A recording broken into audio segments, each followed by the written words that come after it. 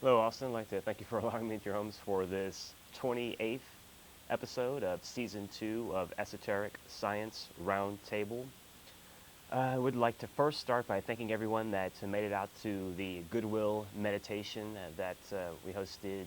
That was yesterday. It wasn't a large crowd, but quality is always a lot more important than quantity, and so I would like to thank everybody that took the opportunity to come out and help and make that a successful event. And also, another quick thing to start, if some of you folks may have seen Jeff Contreras' show this past Tuesday on What's Your Demon. And first of all, I'd like to compliment him on having a really entertaining show. That was one of the most entertaining hours of television that I personally have seen in a long time, and I was laughing out loud for the vast majority of the show. But I just want to say one quick thing. I did call in and I recommended that people that are interested in a certain band should obtain a particular recording from them. And here on Access, there's a lot of rules about commercialism and advertising and marketing things and things of that nature. But I just want to clear up the fact that I use the word get. Get means acquire, obtain. It doesn't mean buy. So I just want to clear that up. And there's a lot of ways to get things for free if folks are resourceful enough. Also, Jeff, he said he doesn't buy records. Well, that makes sense to me because a record wouldn't work on his laptop. I don't think that would help him out too much, so I can understand his sentiment there. Um, let's see. I'd like to also comment rather that today is Mayan calendar day White Rhythmic Dog, and there's always a major quality to each Mayan calendar day and a minor quality.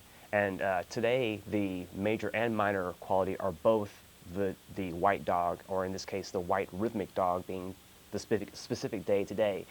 And that being the case, both the minor and major keynote being the dog, it's kind of a double dog day in a sense, but it emphasizes more so the specific qualities that are available during that particular day, which in this case would be the dog representing loyalty and companionship and love and someone that just sticks by you through thick and thin and that sort of mentality. And those are the best qualities that are reflected in the dog, and that is characterized by the qualities of today's particular opportunity.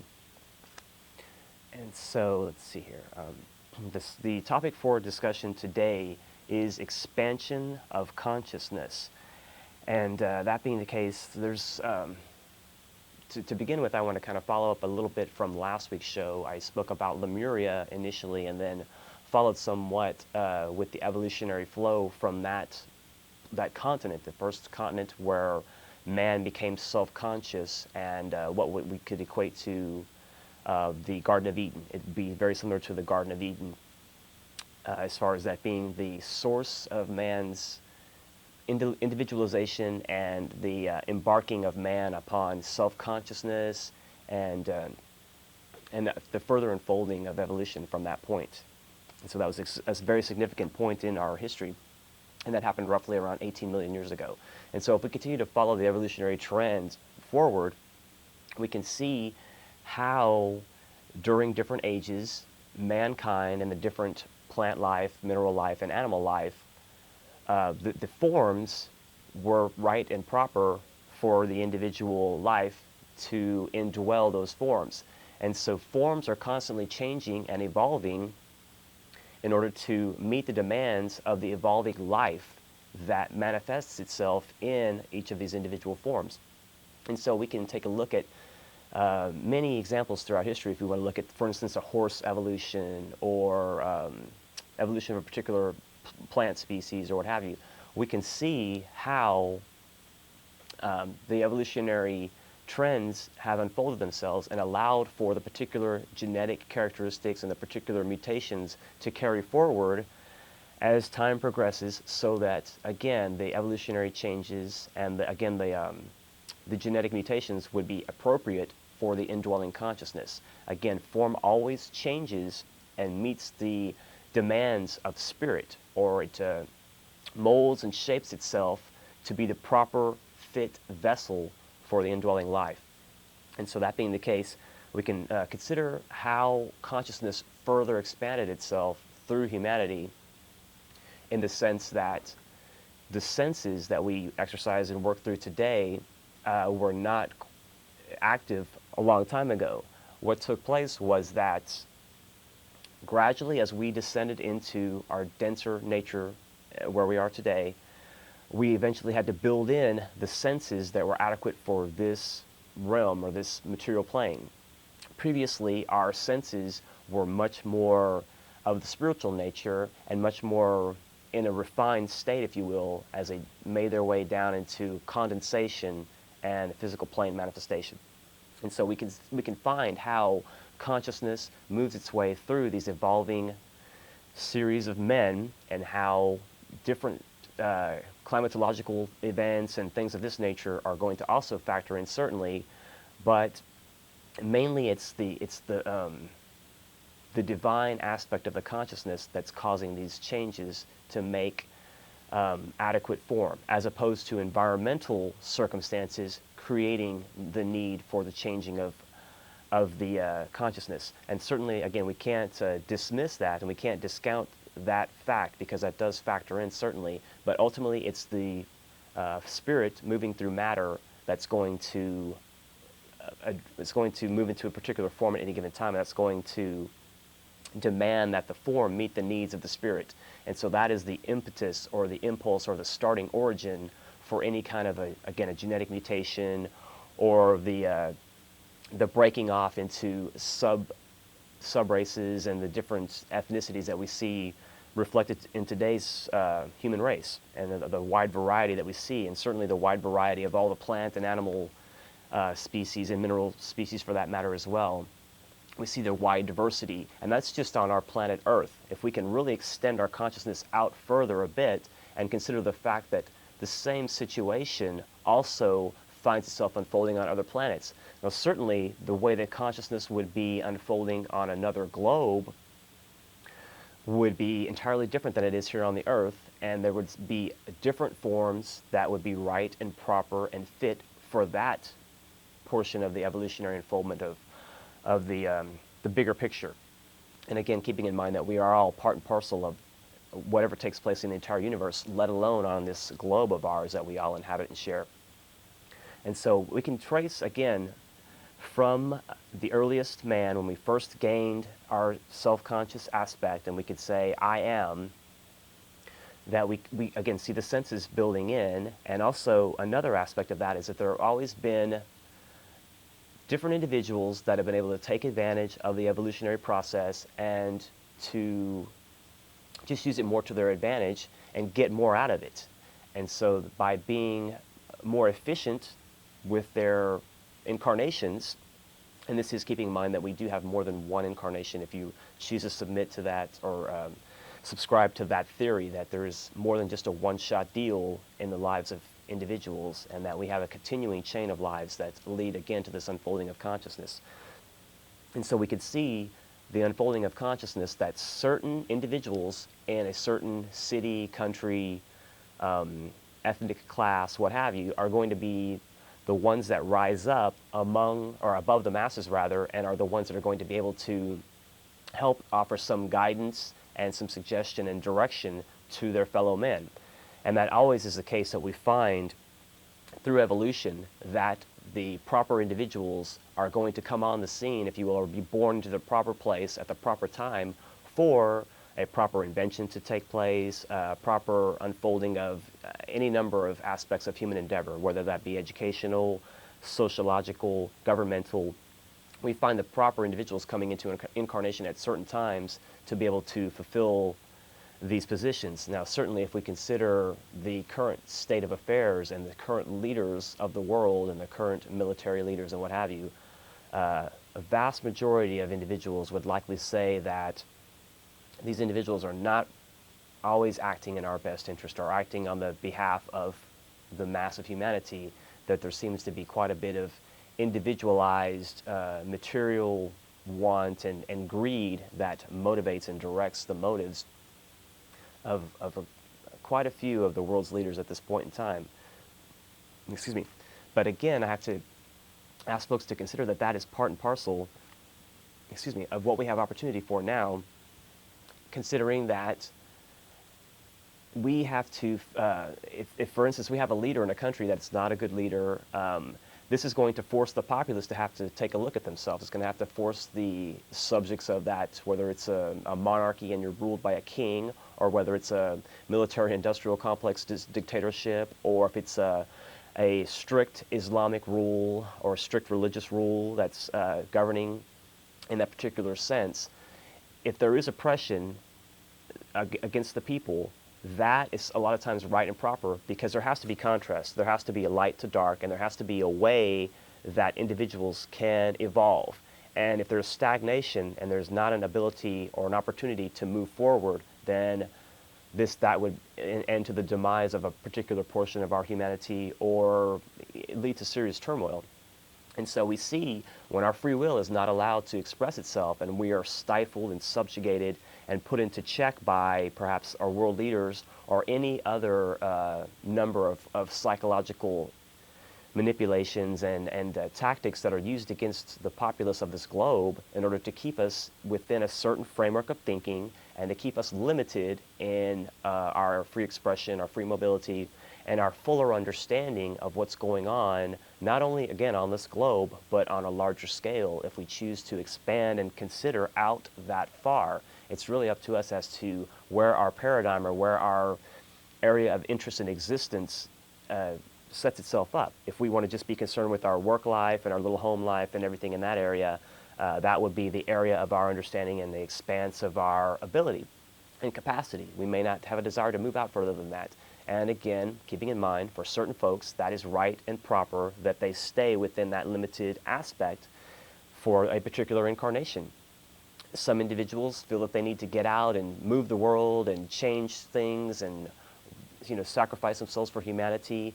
And we see these idealistic individuals a lot of times setting the trends and again, shifting public consciousness by some revolutionary act or ideology or an invention, a discovery, any number of things that certain key individuals are going to bring forth and lay out at the disposal of other humans for them to peruse and assess and see how they feel about it. And oftentimes these groundbreaking forerunners will bring out something that is so entirely out of the norm that it takes some time for it to find its way into mass consciousness.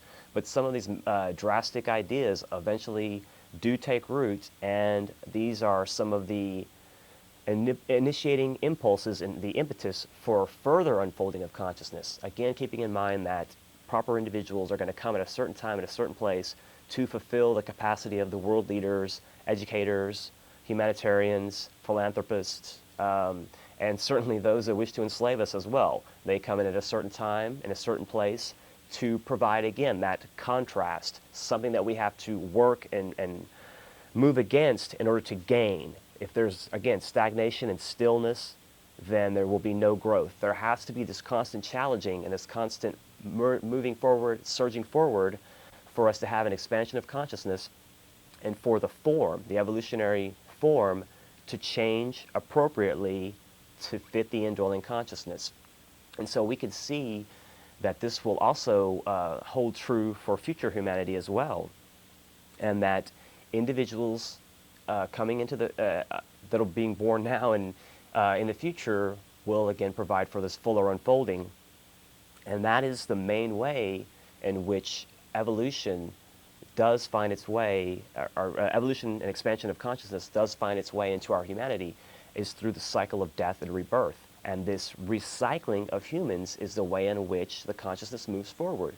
If we find someone in a very limiting situation, and for instance that would be perhaps under the harsh, strict rule of the Taliban in Afghanistan, or perhaps if you were under the rule of Saddam Hussein in Iraq.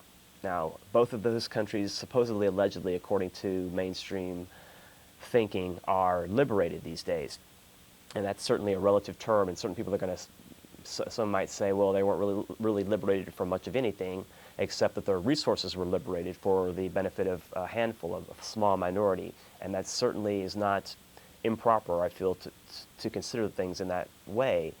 But I think ultimately, generationally, as time progresses, some of these very young individuals in these countries will be able to use this, again, this contrast, this opposition that they're being raised within amongst all this chaos and turmoil, as far as their countries being occupied by foreign troops and the conflict that they're constantly being raised within, and that these children will use these opportunities to move forward and use all these challenges as an opportunity for, again, their further evolution of consciousness. These young individuals, when they see oppression at a young age, there will be at least a handful, and hopefully more than a handful, that will feel some urge, some need to take up their own torch and to do what they can to alleviate the suffering in their area. And these will be the future humanitarian demonstrators that will do what they can, again, to demonstrate their particular skills and capacities for the alleviating of suffering for their peoples, and then hopefully that will spread out collectively to other peoples as well. Now, again, keeping in mind that the means with which the Taliban were displaced in Afghanistan and the means by which Saddam was ousted, if we want to use those terms, may not be the most savory, may not have come under the most savory circumstances in situations, but nonetheless, again, future opportunity, future generational opportunity will take place. As you see a globalist agenda taking place, and you see that these individuals that are trying to be power brokers, are trying to manipulate the vast resources behind the scenes for their own ends, when you see them trying to make a move in these countries like Afghanistan and Iraq, for instance, their intent is usually just for the profit motive, and it's not always humanitarian, and that's a sad aspect of it. But nonetheless, conversely, under the radar, if you will, and not really with their full intent, you find other circumstances cropping up. And that's always going to be the case, that what they intend by their actions, their plans, don't always come to full fruition. They're constantly having to reassess, change, and remobilize, and reorient, and just to change and mold their plans, because things are changing in rapid fashion. And that's something I want to point out as well. In particular, this year is really a pivotal year for those that are going to declare their intent one way or the other to kind of choose their side and polarize themselves into an expression of fuller activity, or whether that be an expression of non-activity. It's kind of up to each individual person as to how they choose to proceed in this day and age. And so many people are being overwhelmed by mass media and the psychological bombardment that we're faced with, that they tend to cower and they say, "Oh, woe is me," throw their hands up and feel that all is hopeless and that there's no opportunity for real change.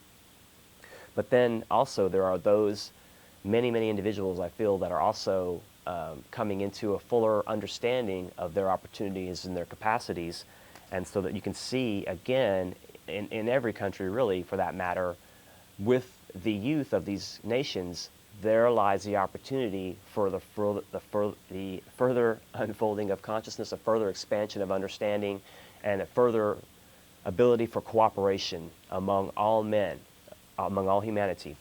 And so here in the States, there's no exception. Once in a while you hear a very young person calling up to Access and expressing their viewpoint.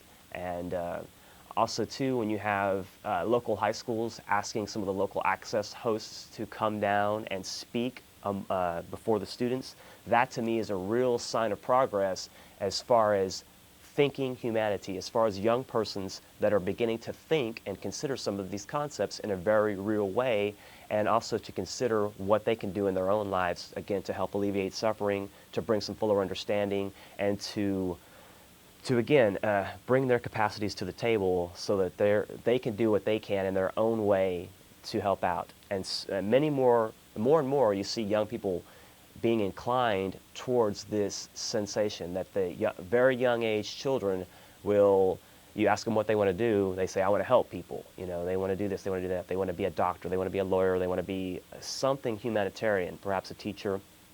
And you see at a very early age, in many instances, this ingrained need or desire or understanding of their capacity and their opportunity. And again, keeping in mind reincarnation, that we find evolution of souls coming forward in this process, that those that have gone on before us and died previously have, their culmination of understanding experience stays with them, and they bring that into a world situation.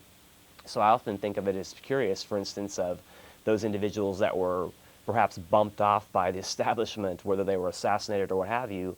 What will be their opinions, or what will be their outlook upon being reincarnated? Will they take up a torch against those that killed them, assassinated them, or will they use their energies in a different way? That's always been a curious thing to me personally, as to those that were victimized in that way, like a Vince Foster, for instance, or a Ron Brown during the Clinton era. Those two individuals in particular that likely met an untimely demise through nefarious means, and what would be their outlook or intent upon reincarnation? Again, keeping in mind that, or taking that into consideration, that is a viable consideration, that reincarnation is possible, and that it's more than just a one-shot deal.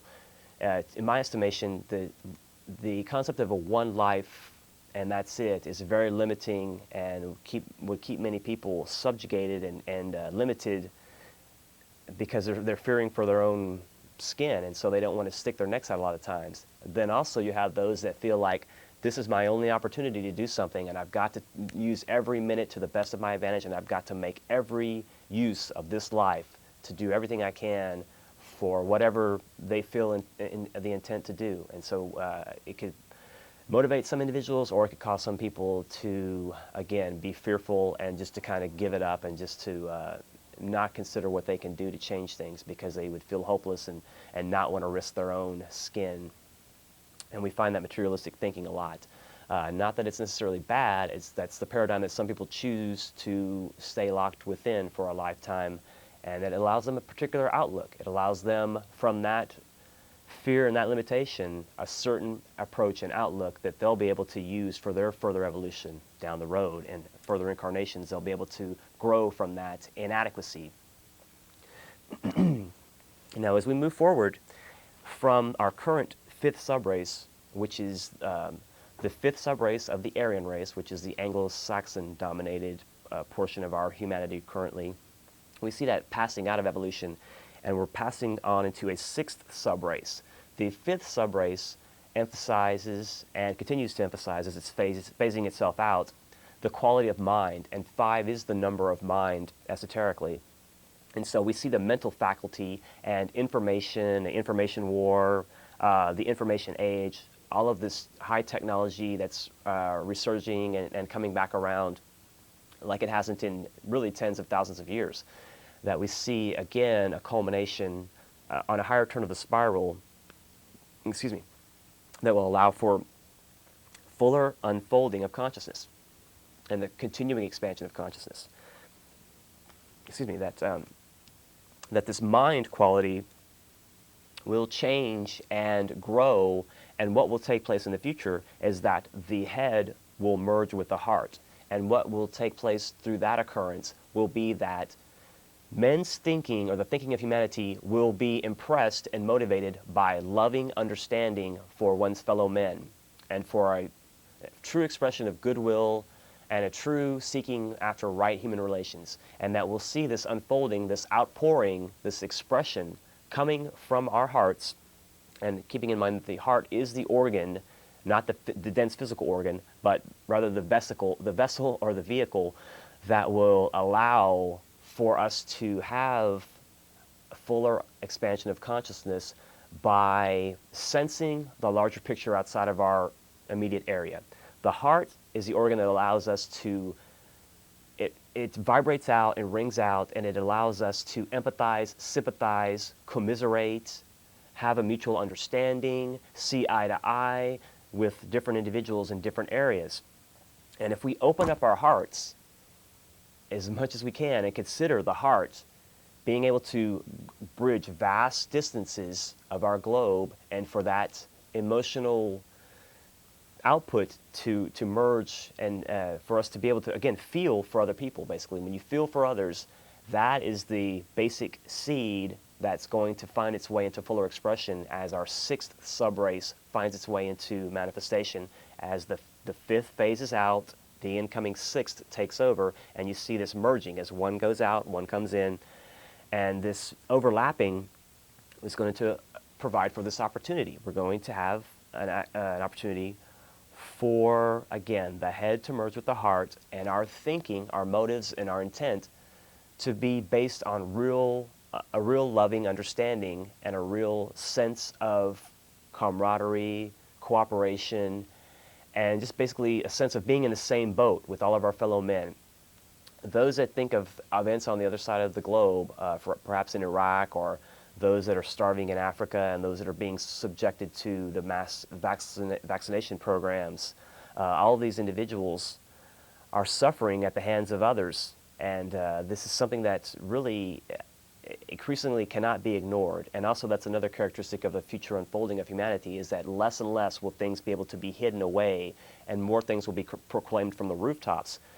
This also would tie into any future mass terrorist attack here in our country. Really, the way things are with the rapid change and the way that things are moving forward and unfolding, it's going to be extremely difficult for any kind of plan to be perpetrated without there being some almost instantaneous leaks of the unraveling of this plan. Also, too, with this rapid change that we're going through currently, and just shifting cross currents and meshings and mergings and amalgamations and all these different comings together of different energy and force that constantly keep things in flux, more so now at this particular time and proceeding into the near future than we've had in a tremendously long amount of time in our history. And so taking opportunity of this flux now and at this time, we can see how it's causing major disruptions, especially among the leadership, and in particular among those that are controlling the leadership, those that wish to enslave us, those that are wishing to impose their wills upon us to subjugate, limit, and oppress the peoples of the globe through their psychological manipulation and their various programs to program us.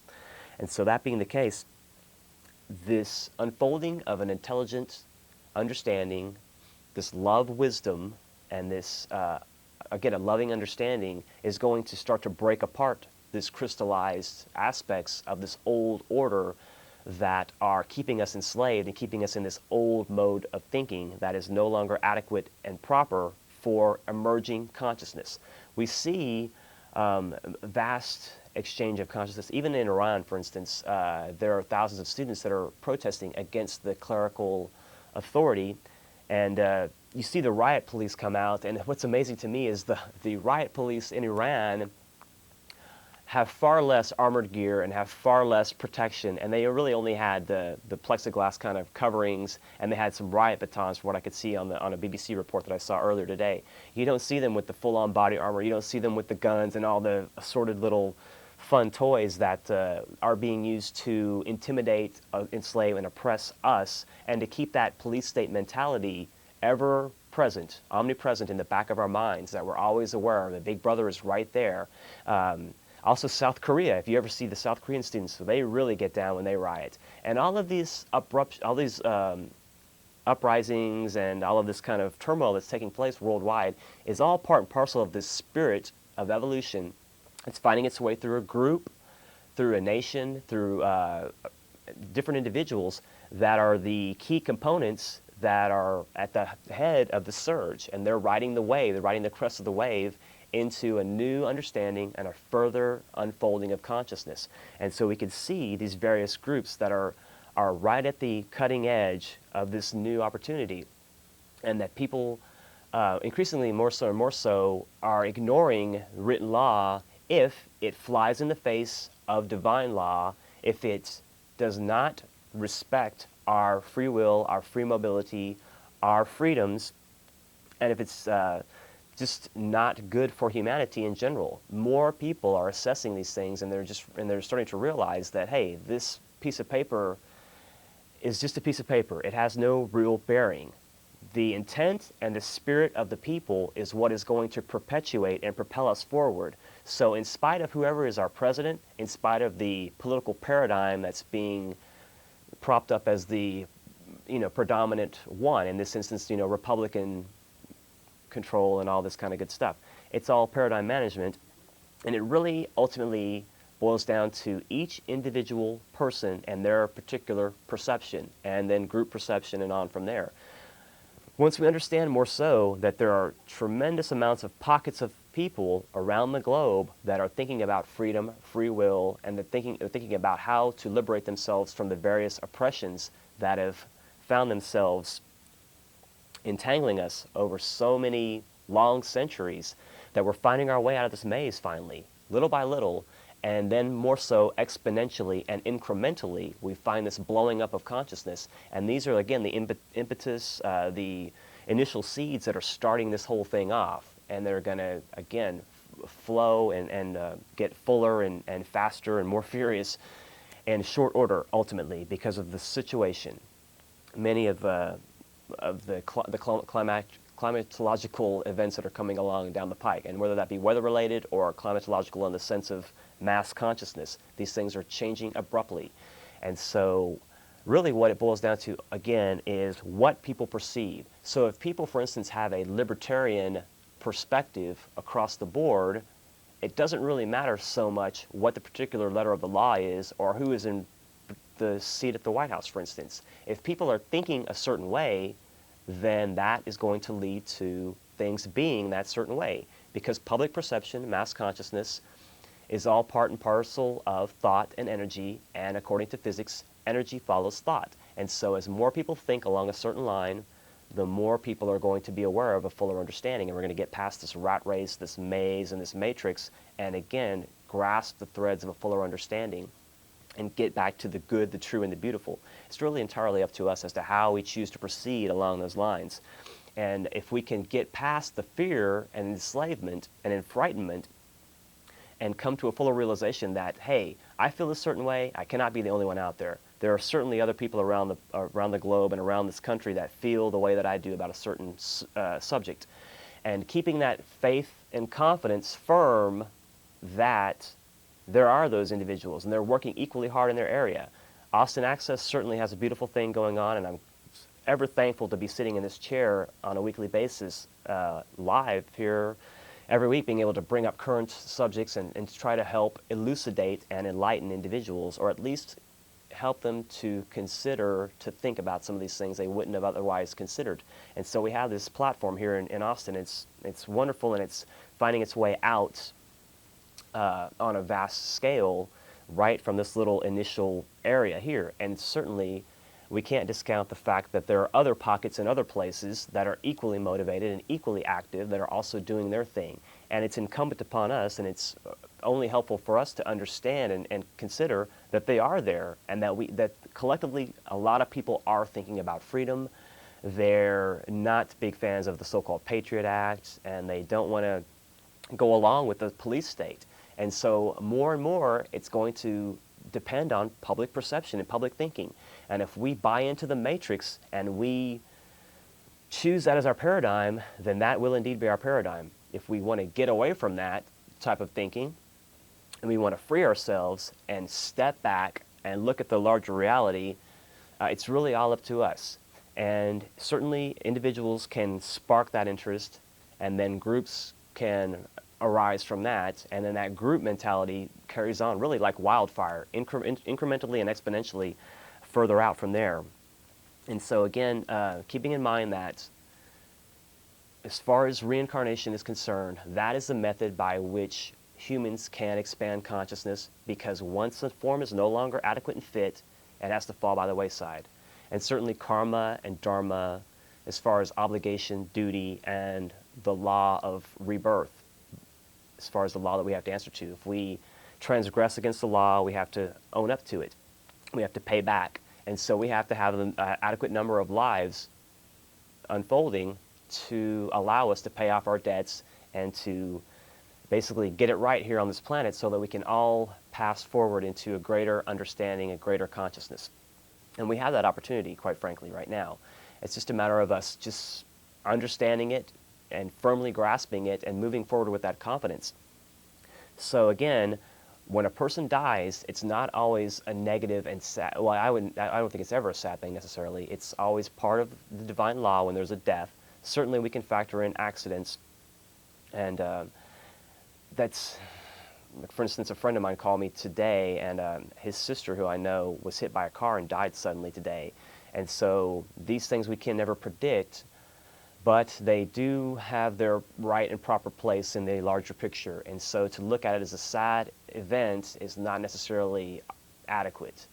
And that's certainly a matter of personal perspective as to how you choose to view things like that. But oftentimes, death can be a welcome release.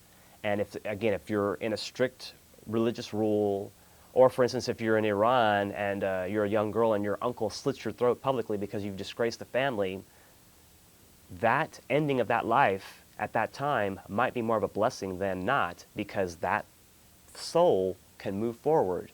And if they would have lived on, perhaps they would have lived on from that young age all the way into their adult life with a life of shame, being ostracized from their community and the family, and forced to live in really bad conditions, and to be forever guilty because they're labeled by society a certain way. And so again, in that instance, that might be perceived of as a welcome release and liberation from an oppressive situation. And that may be equally the case for our troops that are killed. If they've just got the gung-ho mentality that they just want to go and shoot up a lot of people and just kill, kill, kill, when they in turn are killed, it's not necessarily a bad thing. And no disrespect to our military, but it's for anybody that has a limited perspective and their consciousness is being stifled within, again, a form that is no longer fit, that life expression will find its way to a fuller release, and it will find its way into another incarnation that's more right, more proper, and more adequate for that particular time, that unfolding. And so again, death can be a welcome release. I know that's a bit of a controversial statement perhaps in some people's estimation, but again, form always changes, and life, spirit, and that quality continues to evolve. And so it's ongoing. It's ongoing and ongoing and ongoing. And that aspect of us never diminishes and never dies. Also, too, the more we evolve, we still maintain some understanding of individuality. We still maintain our own likes, dislikes, what have you, things of that nature. So we still maintain a sense of individuality and our own self to a certain degree, even when we find ourselves expanding into far fuller areas of expansion, that there still is maintained some integrity in the sense of our individual focus and individuality. We still maintain somewhat individuality, even though we merge our consciousness into larger aspects and unfoldings of consciousness. That's something that kind of frightens people in some respects, is any kind of idea of a further expansion of consciousness, that they would lose something that's near and dear to them personally. And really the only loss should be, in this instance, things that are negative and no longer fit and proper and adequate. And so that's something to certainly consider. Let's see, as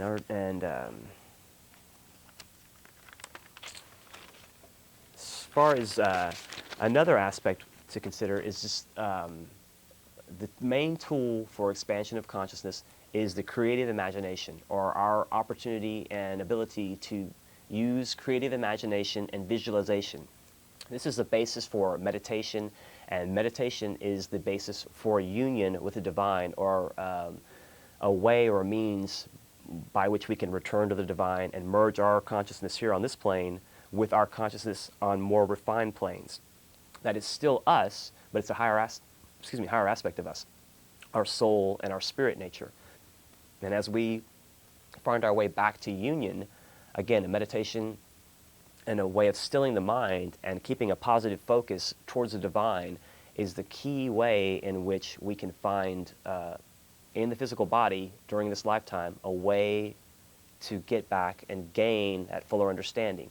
We subside and submerge our lower aspects, and we emphasize the higher. And by stilling ourselves through a meditation, that is one way in which we can do this. And that's a way that we can provide for a fuller unfolding of consciousness, because as we meditate and work through that process, we build into ourselves, we build into the physical vessel, and we build into our other vehicles, the astral and the mental bodies that are part of us as well, more refined qualities, more refined capacities. Just in the same sense that the evolutionary flow of humanity and our physical bodies had to develop our physical senses and had to develop awareness and self-consciousness, when we make a conscious decision to return to divinity along a path of meditation or some other recognized path and established tradition, then we make more rapid progress. And from that point, again, we start to build in senses of a more refined nature, much more refined than the physical senses, because they're built into, again, a spiritual aspect of ourselves, and they'll find fuller unfolding as the race continues to proceed and progress through various types of form until we become more spiritual.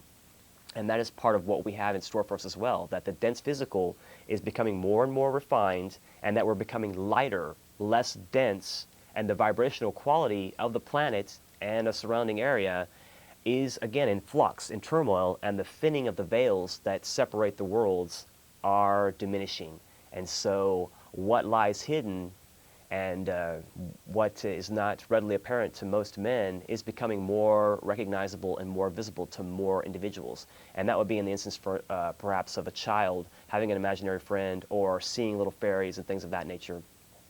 Truly, the veils are thinning, and so I would caution individuals don't chastise these young children or admonish them when you see them having an imaginary friend or something of that nature, because oftentimes they are truly communicating with other aspects, and until they unlearn the idea that they can communicate with these other realms, they have the ability. It's only until they become more materially impressed and inclined, and often through our parents and other authoritarians, we unlearn what's so natural to us this way.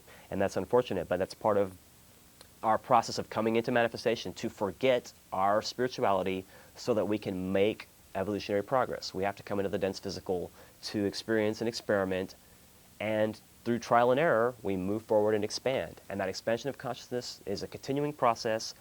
As to how much we want to devote of our daily routine to consciously expanding our consciousness and our motives, our intent, keeping our motive and intent in line with the divine and the more spiritual nature of humanity, and keeping in mind goodwill, right human relations, cooperation among nations, again, free will, liberties, and remembering that our brothers that every human is our brother and sister, and that we all are interconnected and related at various levels. And so for us to forget that is a terrible, terrible, unfortunate mistake, I feel.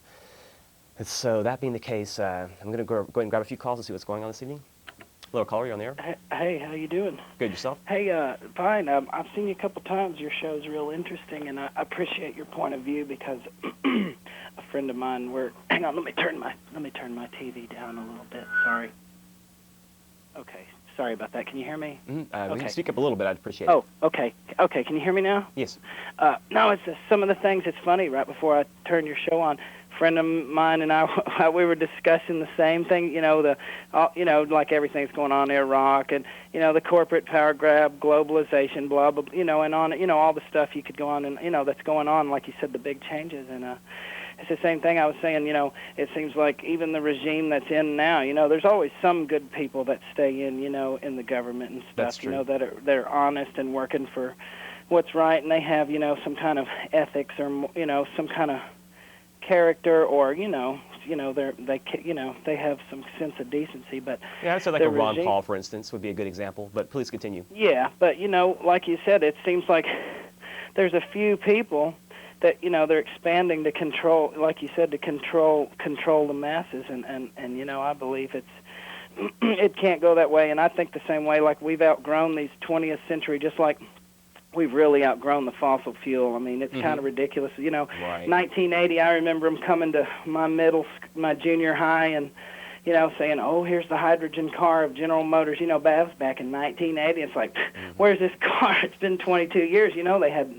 And the technology since then, so yeah, it is. It's like, they're using it. It's being the few are using it to get all the, gain all this material wealth, and right. And it just seems so pointless. I mean, how many gold-plated hood ornaments on your $100,000 car do you need, and your cell phone, and you have this look, but that stuff doesn't fulfill you. I mean, I agree. But I agree. anyway, I just wanted to call in, and I appreciate your show, your show and your point. I'm pretty much with your point of view. I know a change is coming, and one way is, just to pretty much resist. Like, I don't shop at the big corporate stores if I can help it. I don't spend my money there. I don't want my money to go to that, and this and that.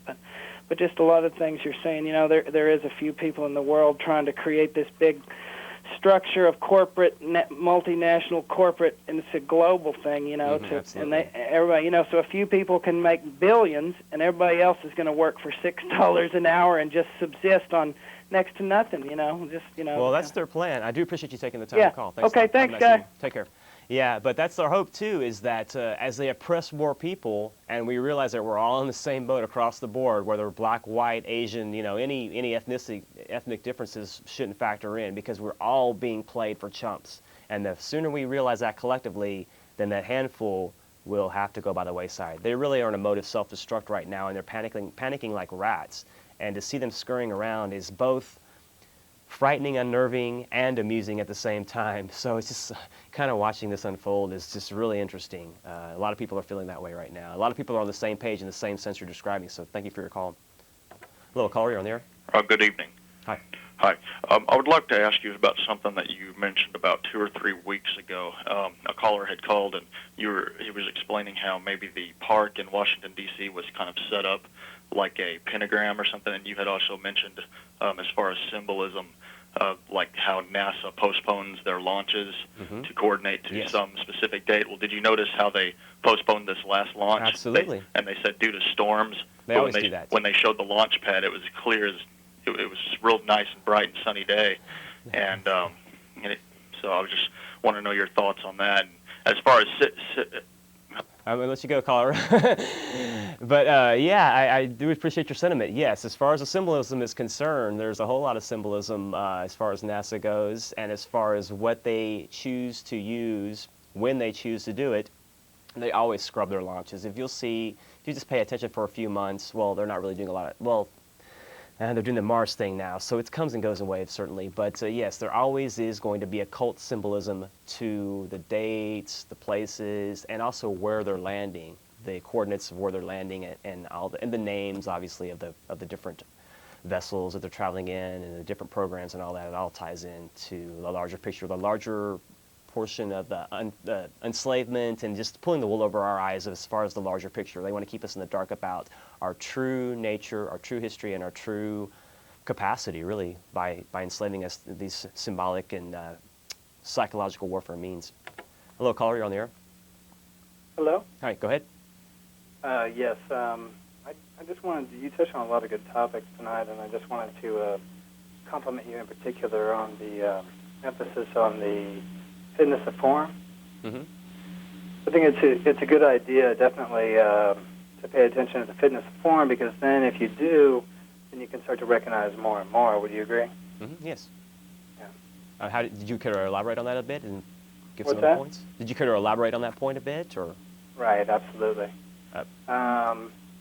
And there was one other thing I wanted to mention, but I was on hold for so long I forgot. I'll just go ahead and tell you to keep up the good work. And definitely as far as everybody with the realization of all the races, all the classes too. So there's really no demonization shouldn't take place, because then, of course, that kind of fogs your vision.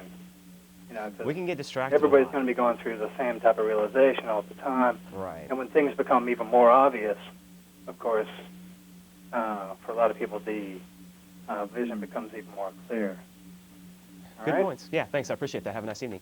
Yeah, I think a lot of people are going to be forced, quite frankly, to see eye to eye and be put in the same boat, regardless of economic situations or ethnic diversity, differences of opinion. We're going to have to start working together more so and more so, and we're going to see situations forcing people to come together. Again, that's part and parcel of the evolutionary trend that's available. So it's just it's just a matter of taking that opportunity, really. I'm going to grab another call quickly. Hello, caller, you're on the air. Yeah. Okay, caller. I'm going to move on here. You're sounding a little distorted there. Hello, caller, you're on the air. Buddy, see, I got you earlier, and so you're going to just go ahead and go straight to the meat of the matter, huh? All right, that's cool. Thanks for viewing, buddy. It wouldn't be a show without you. You know how that goes. Hello, caller, you're on the air. Hello. Go ahead. Hey, man, I just wanted to comment about something I went through today that probably needs to be known in this world. Go ahead. Because it probably has to do with racism, but not as much as people think. See, I was walking in the bank today to cash my check, and I'm Mexican-American, and this white lady in front of me is just looking at me like I'm finna take her purse. Okay. We walk into the bank. I'm over here cashing a check more than she can even have. She's over here struggling with her problems, with her check, whatever. I'm over here cashing my check, $13, walking out looking at her like, she over here looking at me like I was going to steal her purse. So I want to know why white people in America are still calling people niggers, and knowing that we were probably part of the slave. Well, let me go. I'm going to go ahead. You know what I mean? Yeah, I'm going to go ahead and let you go, and I'm going to answer those questions. Those are good points to bring up. And really, honestly, if you're a long-haired, dingy-looking white guy walking into a bank, you're not going to get a whole lot more respect. And I've been, in the same boat as you, believe it or not. So, yes, there are a lot of people that still look down at other people, whether it's because of their ethnicity, whether it's because of the way they're dressed, the way they look, even the way they smell. I've been on the bus one time before, and there was a homeless guy. The bus driver pulled over to buy a can of Lysol so that he could spray in the vicinity of the homeless person. And I thought that was one of the most pathetic demonstrations of a public person that I'd ever experienced. And there were a handful of people that I was sitting by, luckily, that were equally as appalled. And we didn't really vocally, get on the driver, but it was just, we were just kind of in shock that that was being allowed, and there was joking going on, and that just goes to show how people are still very ignorant of the larger reality, and they're not taking consideration that we all are souls in a physical body. Now, again, as I spoke of earlier, death will bring release from ignorance, and certainly in some situations, these people have to go the way of the dinosaurs for this old thinking to go away, and slowly it will. If you look towards the younger people, they are not as racially motivated. Until they learn these kind of things, they don't know any better. They think all people are the same or whatever, and they just kind of go on their intuition. They just want to be happy and be, kids and play and that sort of thing. And so until kids are taught these prejudices, they don't have any reference for them. And so it's up to us to continue the series of education so that all ideas of inequality along those lines of ethnicity and things of that nature are just forgotten and a thing of the past. And there will come a point in our future where we will look back and be so surprised and ashamed that we ever thought that way. It'll be it'll be an embarrassing part of our history, quite frankly. Let me go ahead and grab another call. Hello, caller, you're on the air. Man, you worked Jeff over the other day, left and right, neighbor. Give it a break, brother. Caller, you're on the air. Hello? Hello? Yes, go ahead. Yes, I am a new viewer, and I'm just starting to understand what your vision is.